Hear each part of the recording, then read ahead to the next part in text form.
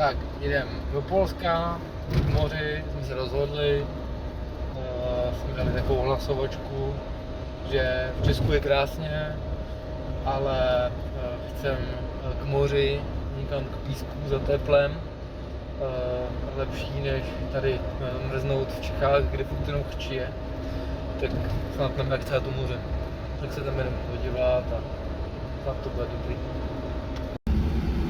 Jedeme v koloně, už asi 3 minuty, topení na max, otevřený okýnka, na přímém slunci a jedeme. Teprve jeli hasiči a sanitka, takže to bude asi na díl.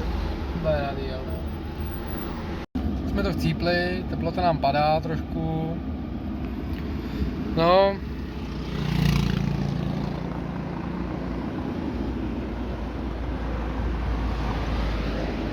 Tak, kolonička. Už se jedeme! Po hodině a půl. Po hodině a půl jedem. A teplota už dobrý. A tam byli nějaký kluci v autě v Jagermeistru a říkali, že by mě tam když tak otlačili, no tak v pohodě. Pak se to najednou rozjelo a pohoda. Takže hurá k moři!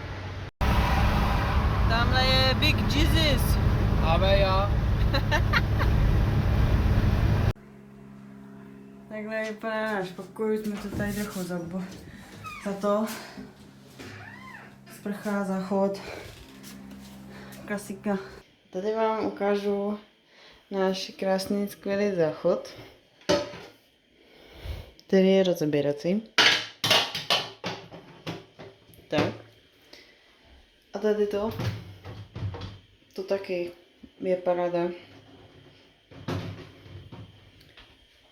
A tady je pavoučina.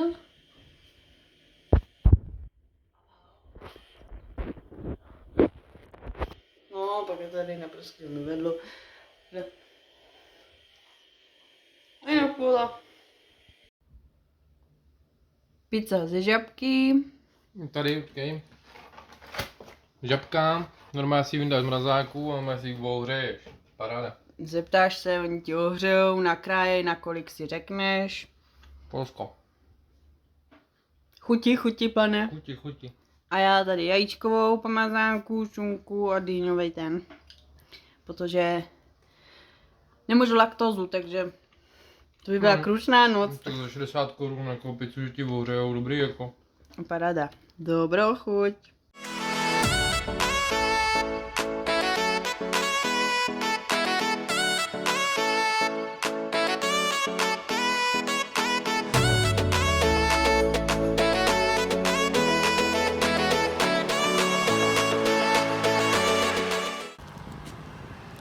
To tastný. Žabka burger. Dobrý. Cibulka, čedar. A už jsem se neprokousal k masu. No to horký. Dobrý. Určujeme. Mají vzdušnou fritézu, tam to měli. Ráda. Jako za 55 korun. Hudky. Čokoládě mražené.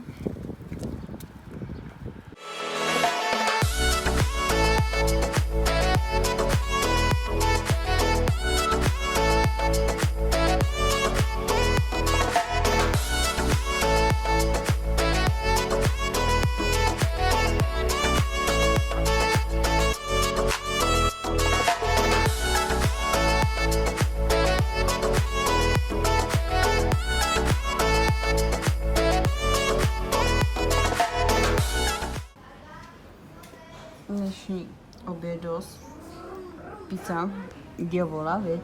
Jo. A pán si objednal pivo. Jak ti chutí polské pivo? Dobrý je. Odjíždíme, zamlženo všechno. Klasika.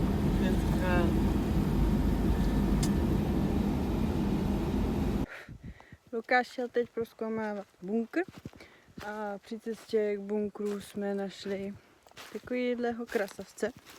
Takže já to tady teďka jdu prozkoumat, si tady najdu ještě nějaký houby, hřiby. Takže a je úplně krásně zdravý. Takže a vidím dalšího. Pozor.